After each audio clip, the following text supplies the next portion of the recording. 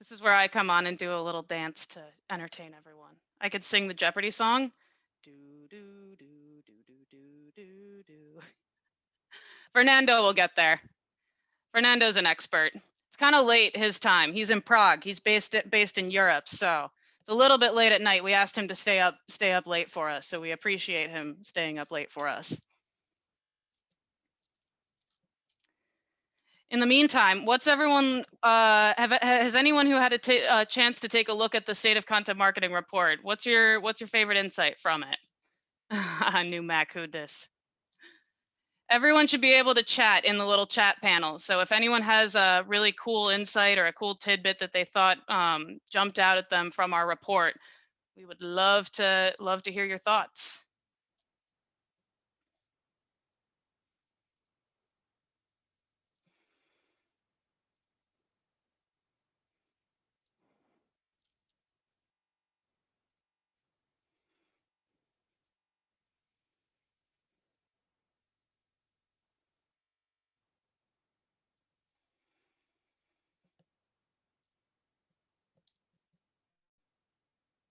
Oh, yep, here we go. Let's try this again. There's the link to that report again if you didn't get it. Oh, and Fernando's back. Yeah. Welcome back. Yeah, sorry for that. I believe, oh yes, now I see my screen.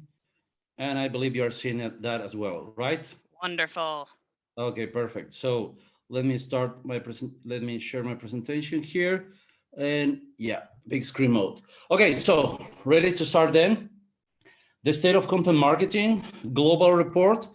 Basically, we have here a lot of information, a lot of data. So just sit back and enjoy all the information.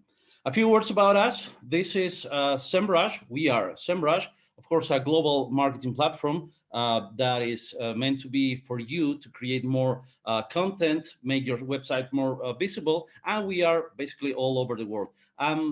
We have our headquarters in Boston. I'm right now in our Prague office from the Czech Republic, and we have more than 6 million users who trusted us. That's all about us. Let's talk about content marketing numbers. And here are the basic data that we gathered. So we analyzed more than 600,000 tweets. So we have all the sentiment analysis, the hashtag information, and of course, all those search queries, the most popular ones coming from content creators. And we have analyzed more than 1 million blog posts. So we understood very well what is happening out there. And we surveyed as well more than 1,500 marketers across the globe. So what we gathered here?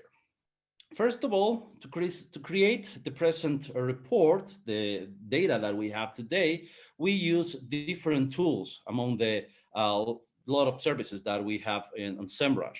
The first is, of course, the content marketing platform. Then the keyword magic tool. I believe you know very well this feature. Then the traffic analytics to understand what is the sources of success of these posts, and of course the social media tracker to understand what is happening on the social media networks. So using these tools allows us to understand what is happening around the trends globally. So just remember the tools: content market platform, keyword magic tool, social media trends. That's the thing that you need to understand, that to use to understand what is happening in our global content marketing trends report. Okay, so let's start with the hashtags. The most popular hashtags, boom, we have here the top 20 hashtags, the most used this year. So the first one, of course, that contains content marketing are digital marketing, marketing, SEO, growth hacking, SMM. Let's go with the top five so you can see the rest of them. So as you can see here, digital marketing mix very well with content marketing, of course, with marketing. But the most surprisingly data that we can gather from here is SEO. SEO is a big part of content marketing, of course. They're working together very well. What about the top 20 topics discussed with content marketing hashtag, right? So here we can see a huge difference between all the other results. first place is strategy. When you are talking about content marketing on social media, you need to talk about strategy. And then the second most interesting thing, if you are talking about content marketing, you need to talk about SEO. So strategy, SEO, and in the third place, so by far the difference with the rest of the hashtags is social media. So if you're talking about content marketing, you need to talk about strategy, SEO, and social media. That's a really interesting piece of information. Then what about the usage of links and visual context among these tweets with the content marketing hashtag? So here we can see that overall, all the tweets that we have analyzed, 88% of them, they are using images. So images of course, something that is really important for each conversation among Twitter. Then you can see the number of links. That is a huge part of that. 96%, if you see that all those tweets are using links. So yes, Twitter and overall social media networks are a great source for referral traffic. So you're getting people through those links, and you can also measure the results of your social media campaigns through links. You can put their UTM links, and people are using that as well, attracting with images, as you can see here. And the percentage of it is basically images. Then you have infographics. Without no visuals is 8%. As you can see here, or videos is only 2%. What about the top content marketing influencers on Twitter in 2020? So here we have the three top places. We have Neil Schaffer in the first place. Congratulations to him. Well, this is not a contest, right? But still, this is the numbers that we get with the data. The second place is Ben Kamau Digital. And then we have in the third place, Mike Seamer. So all these people who are commenting more with content marketing related topics, which are really good. So here we can see some other names: Jeff Bullas, Robert Rose. We can see Andy Crestodine is also here. He's going to be joining us today as well. So a lot of people who are in the top overall. So this is globally. So this is really good information for content marketing influencers. Then let's see top 20 Google search queries related to content marketing. So with the largest amount of the largest volume in terms of keywords, we have content marketing strategy. It's kind of similar, right? People that are talking about strategy on Twitter, they're also searching that on Google. So content marketing strategy. Then we can see the second place, content marketing agency. People are searching for that as well. That's the second place. And the third place, we see that we have content marketing examples of topics, posts, collateral materials. So all of that we have here as well. What about the questions about content marketing that are asked on Google? First question: what is content marketing? And if you have that question already with a featured snippet result, you're a winner, right? Second question: why is content marketing important? Very specific, very interesting question as well. The third most popular question here is: what is content marketing strategy? So as you can see, all the information related to the discussions on social media, then asking information about content marketing strategy and exactly what is content marketing strategy. Then you can see the rest of the question. What about the takeaways from this first part? So as you can see here, we can make our first stop that content strategy, or having a strategy, is something that you need to do very well. Why? Because everybody is searching for that. The second point, they're searching and also discussing about that.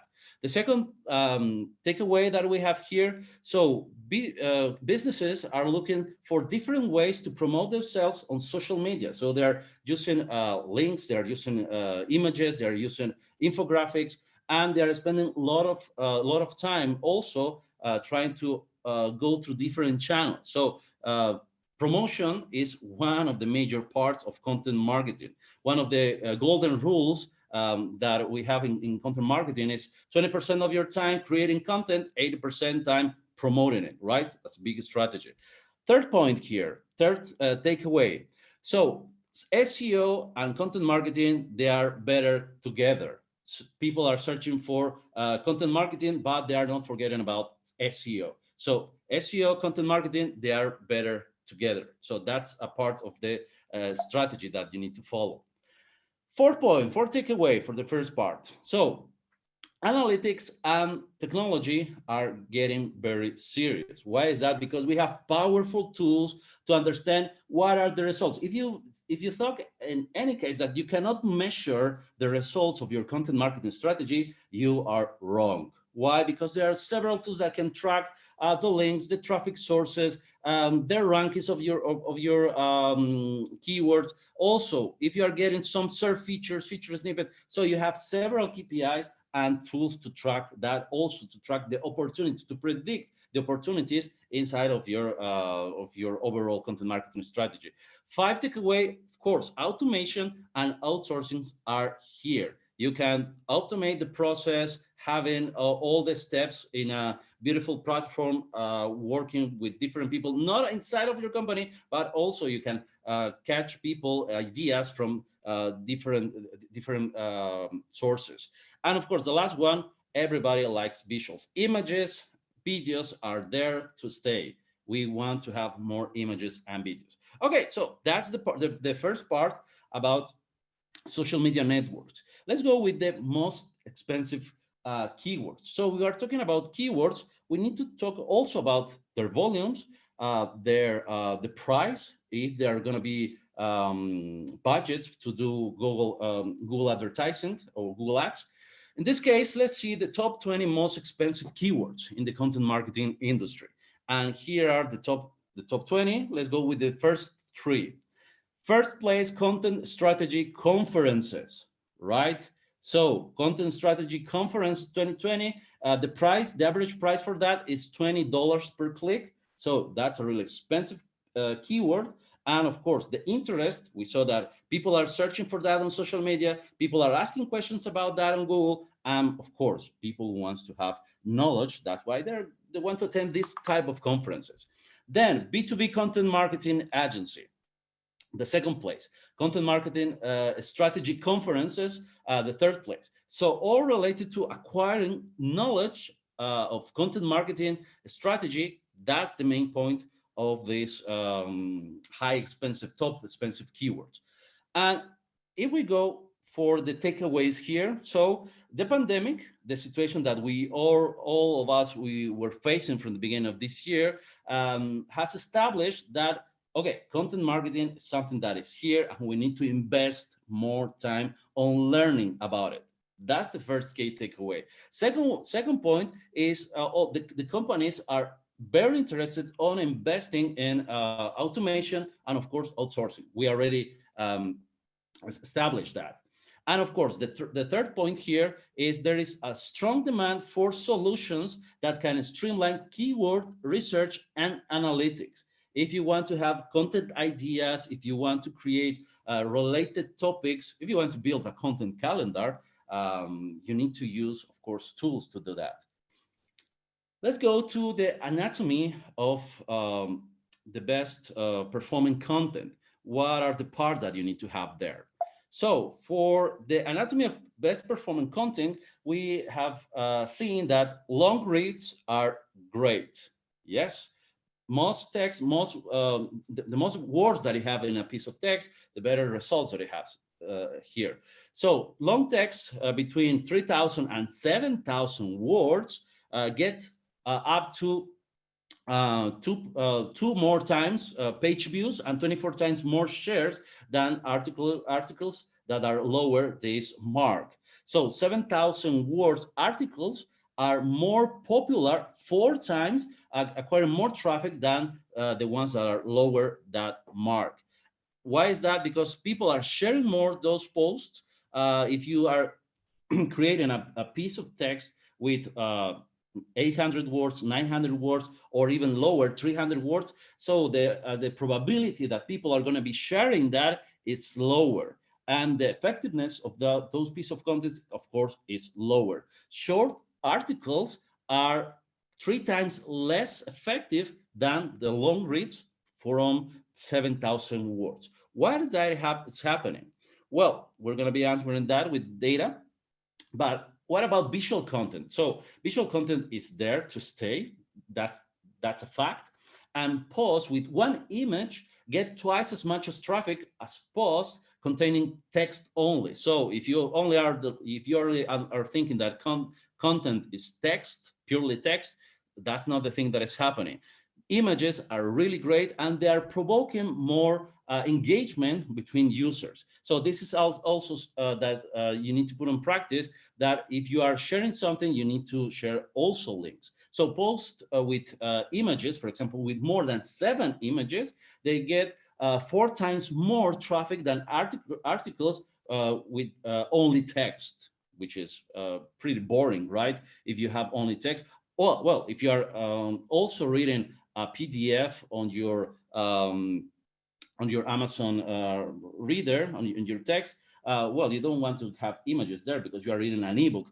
But they are beautiful ebooks with really good graphic as well. So graphics are really important. Also, posts that don't contain a video get 92% less traffic. So videos and images are just improving the engagement between users, which is great. So let's see the numbers.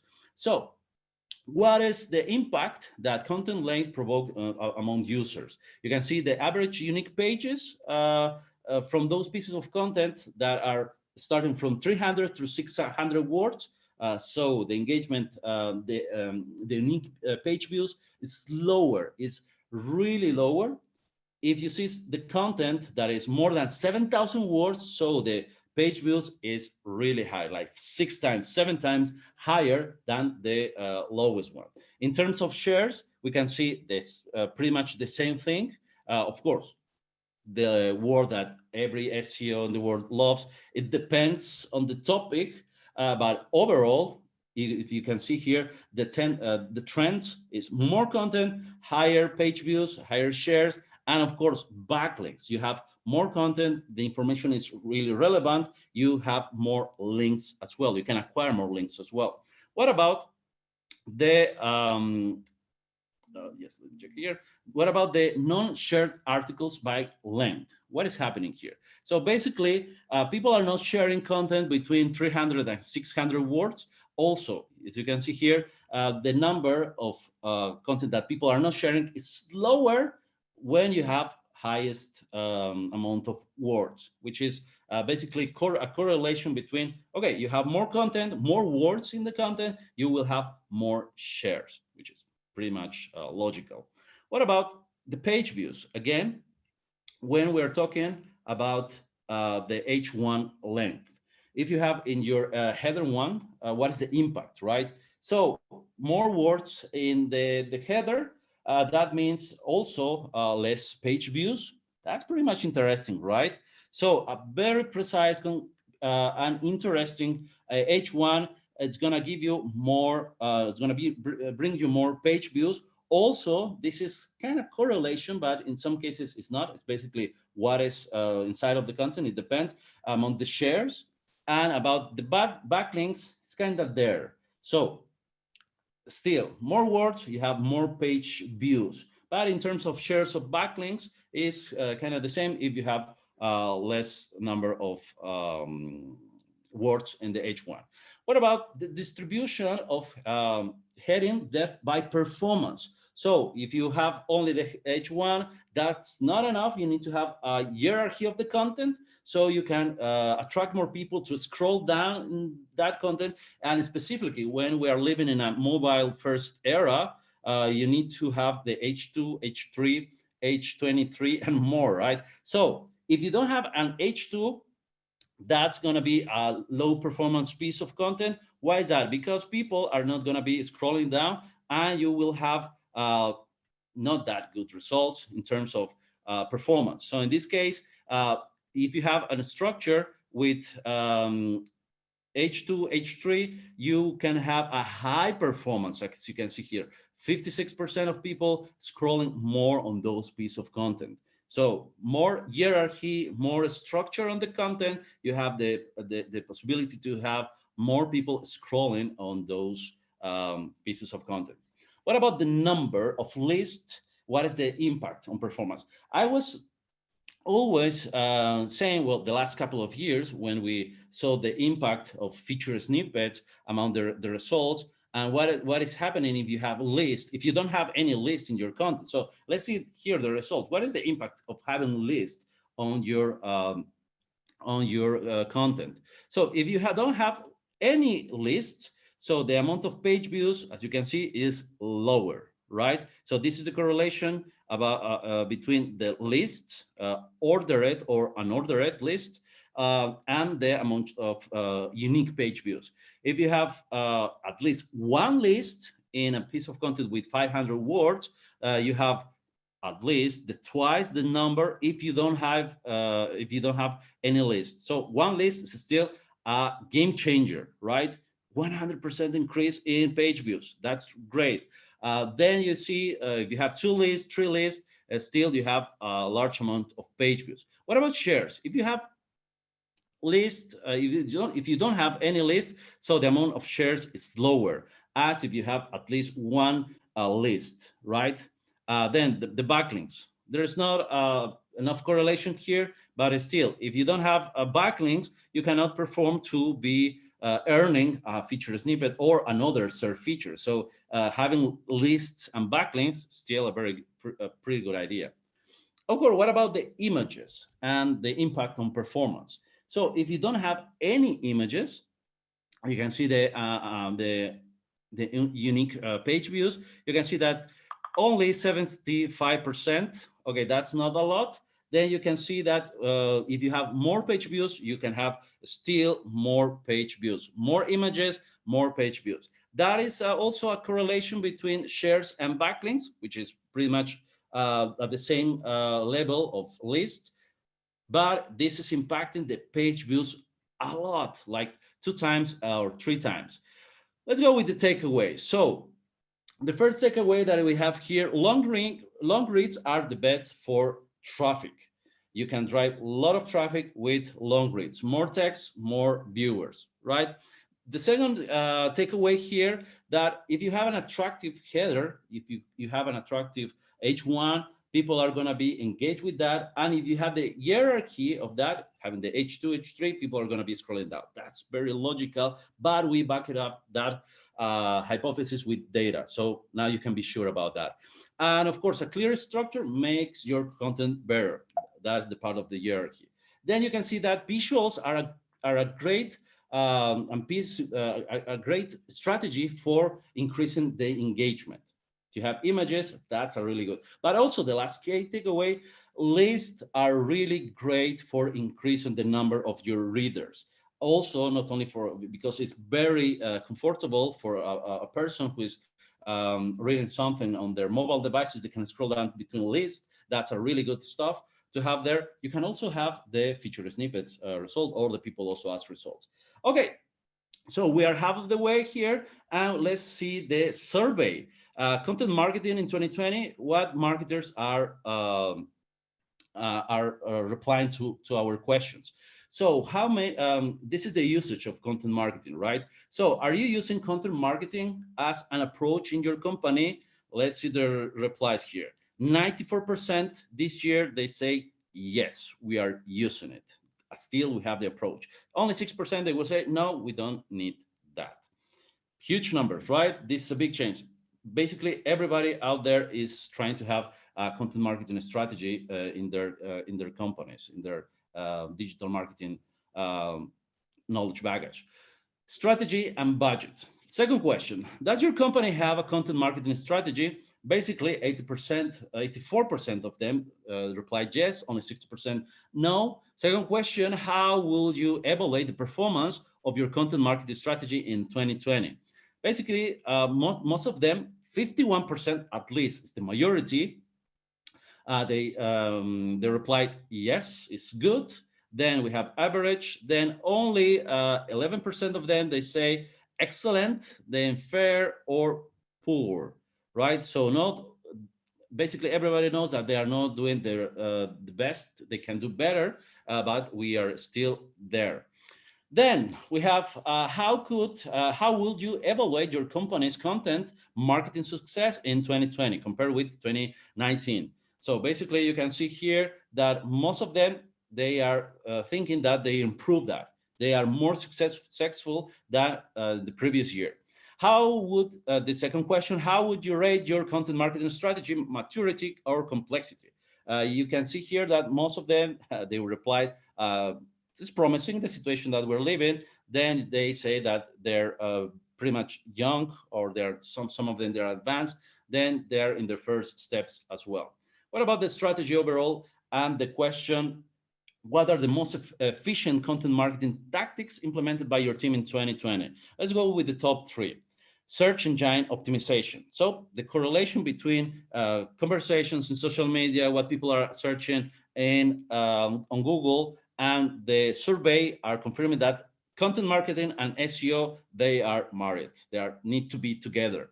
Updating and repurposing existing content, the second tactic, and the third one, publishing more how-to guides and educational content, which is working really, really good. Then, what priority goals do you plan to achieve through content marketing in 2021? You can see here, generate more quality leads as the best one.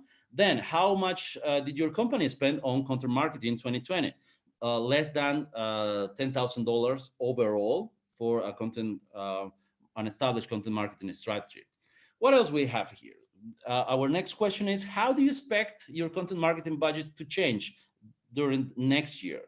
And the results are, so you can see here, small increase up to 10%, because for most of them, the increase that they had for this year was already high. That's why they are expecting a small increase, at least more than 10%. Then median increase, then you can see that the only the only 3% of them are thinking that it's going to be a decrease. So overall, it's increasing in every single term. What about how many people do you have in your content marketing team? At least 70% of them, they say that we have 1 till 3 specialists. Which specialists are working in your content marketing team? Basically, they have writers or content creators, SEOs, social media, and designers. So writers and SEO content managers are working together, which is a great, great strategy. What are your team's top content marketing challenges? Basically, create content that generates quality leads. That's the main challenge overall. Then create content that attracts more traffic and providing the ROI of the content. Where is the return of investment? It's kind of difficult to prove the ROI if you don't have all parts together, if you don't have the whole landscape, but you can achieve that. Content creation and distribution. What types of content do you produce? Basically, blog posts are the winners here, 92% overall. Email marketing, second one, it's a big channel of distribution and one of the most efficient ones.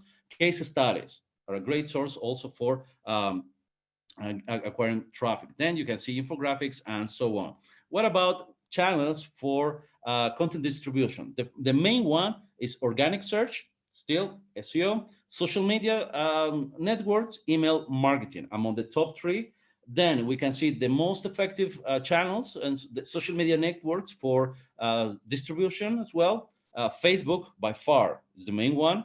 Well, against it was the main one till last year. This year we can see that LinkedIn are in the same stage. 36% for Facebook. LinkedIn is also there. So big congratulations to LinkedIn and the people who are promoting their content on LinkedIn. A lot of engagement there and a lot of new things to add. Then you can see Instagram, Twitter, and YouTube, so on. And what about this outsourcing content creation? Do you outsource the content? Basically, 70% they say not yet. Only 30% yes. The content. Which of the following content-related services are you outsourcing? You can see writing is the top one. So writers and services for content creation are the winners here. What about the funnel? What funnel stages have you created the most content for in 2020? Top of the funnel. So for more informational type of content, that is the most created piece of content for our surveys here, then the middle of the funnel, and then the bottom of the funnel, you can see is the less, only 20%. Then you have a retention. So most of the content that is created out there is for the top of the funnel for all those informational search queries. Basically, do you measure your content marketing strategy success? 80% say yes, only 70% say no, which is good.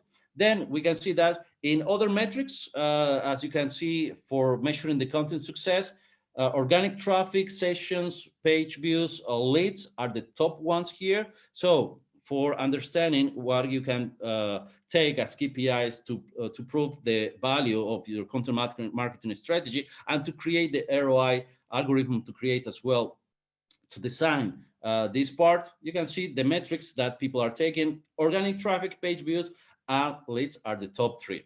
How often do you conduct content audits? More than 3 times a year, 38%, twice a year, never, 9%. So that's a part that is not that improved anywhere yet. What about the company? Does your company measure content marketing ROI? You can see basically, yes, it's said 61%, but here you can see 39% of the survey, they say no, there is no measurement about the content marketing ROI. We're just producing content because we need to produce content.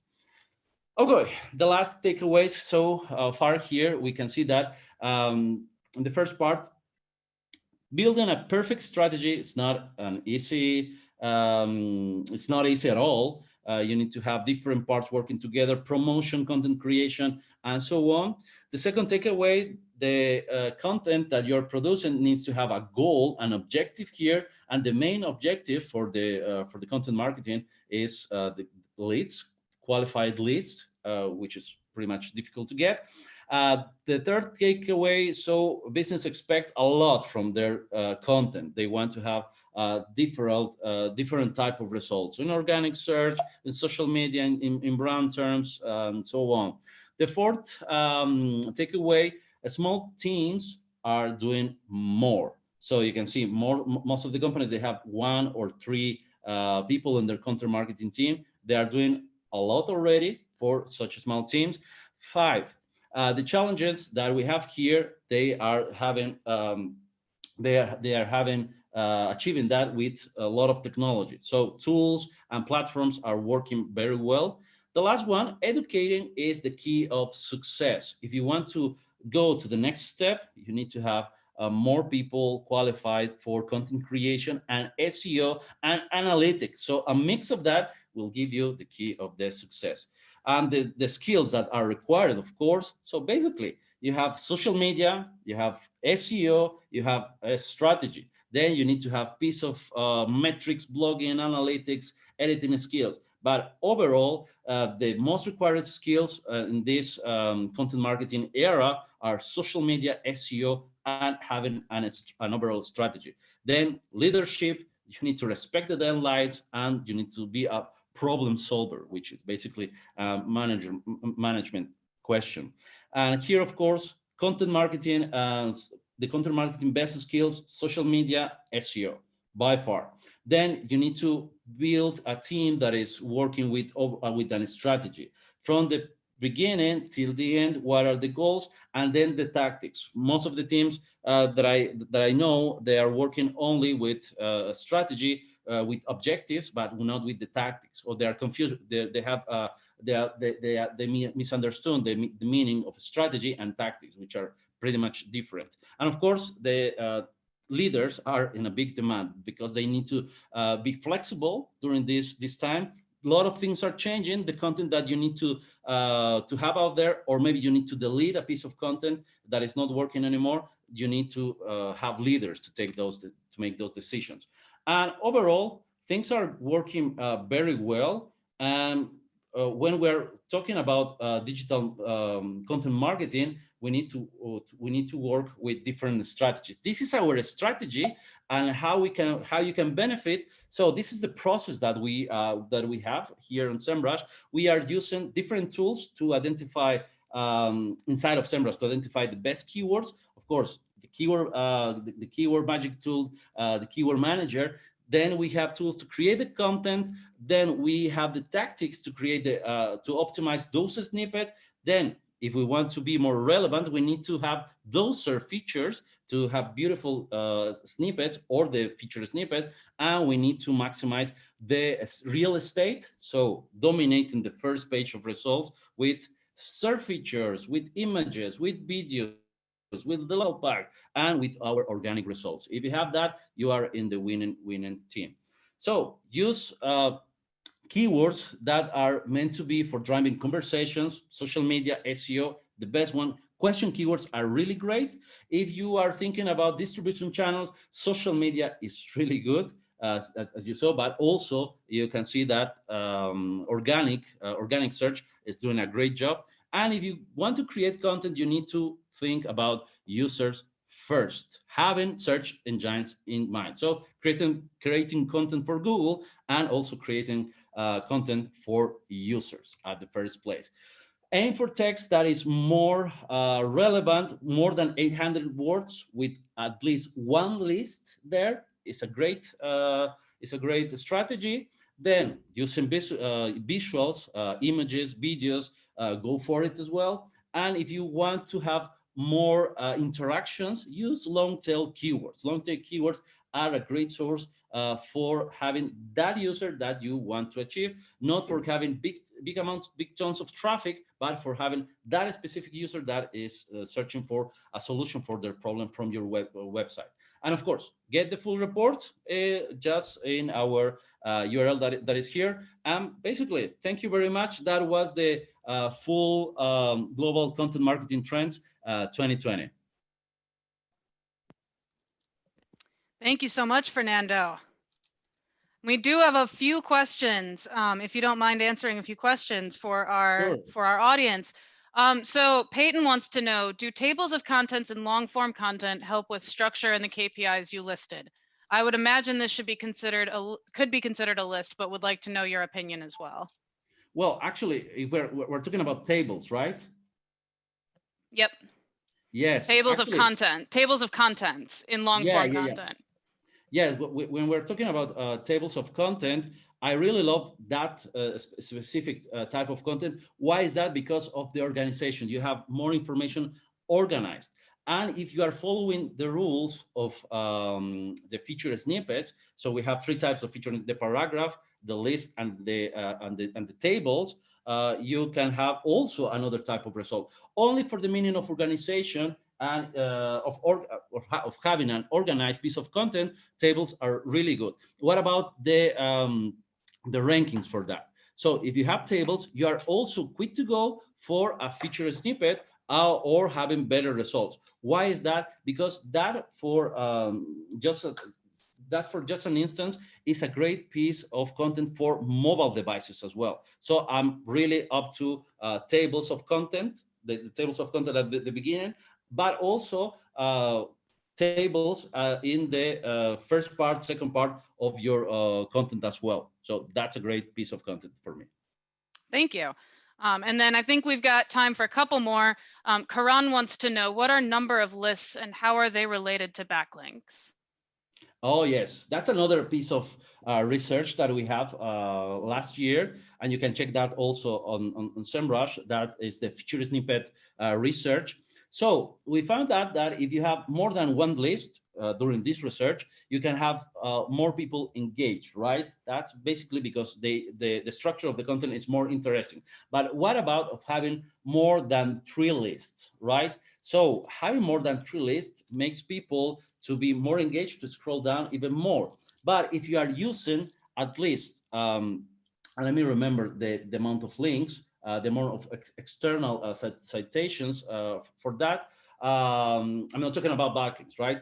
If you are using external citations between the lists, that's going to give you as well a great opportunity to be featured as a feature snippet. But also, because you are already a feature snippet, you are a great source of information. That means that you are able to acquire backlinks. So other companies are going to be linking to you because you have that beautiful feature snippet at the beginning. You are a trusted source of information. And if you want to go more, we found that also that if you have that feature snippet, the Google Assistant devices, we're gonna be showing your results first when someone is gonna be doing a voice search query. So they're gonna be searching by voice. You're gonna have that result as well. So lists, external citations, and backlinks are the winners here if you have those. Only start with list, external citations, at least 23 we saw in the biggest results. So you have three lists, 7 till 23 external citations in that piece of content. That's already a good strategy. Why? Because you're going to have more attention from other resources. Wonderful. Thank you. All right, let's do one more. Katrina asks, do pull quotes in an article count as an H2, H3, etc.? Well, when you have an H2 or an H3, and that's something that we were trying to have, you have the question and you have more than just the results of the poll. So you need to have the text explaining the meaning of the poll or the results of the poll. If you have the results of the poll, yes, of course. But you're not gonna be ranking for the poll while it's in the process. At least I didn't saw that type of results yet, never. But for the content, for the question and the results, they're the final results, you can have that as well as a ranking strategy. So the question of the poll as an H2 or H3, that works perfectly. You have the header and the content. I don't know, you have a table and you need to have a text as well. That will work perfectly. Got it. Thank you. All right. I think we're out of time for live Q&A, but Fernando, if you don't mind, I think you're able to go through the Q&A and actually type out